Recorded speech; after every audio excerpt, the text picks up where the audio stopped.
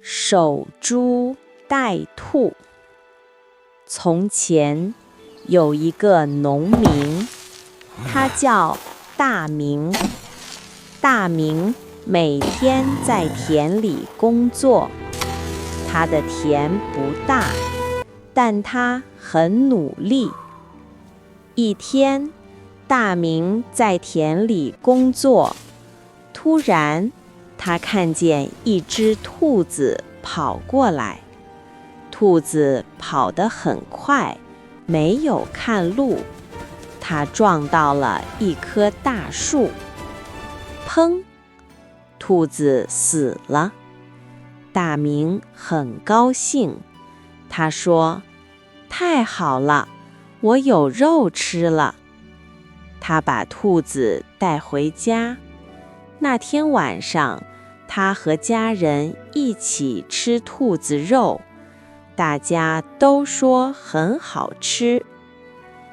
第二天，大明不想工作了，他坐在那棵树旁边等兔子。他的朋友走过来问：“大明，你在做什么？”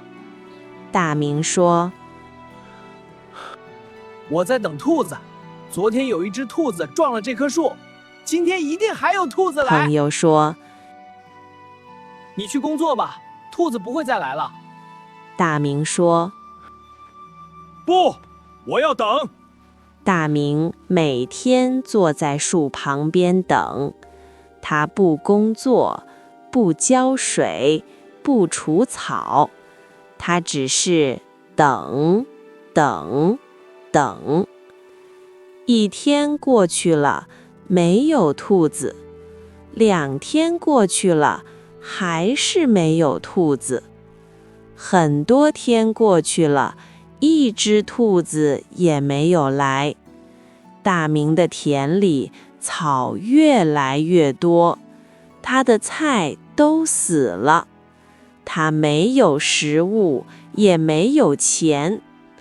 朋友来看他，说：“大明，你看你的田，你应该工作，不应该等兔子。”大明终于明白了，他说：“你说的对，我错了，我现在去工作。”他站起来，开始认真工作。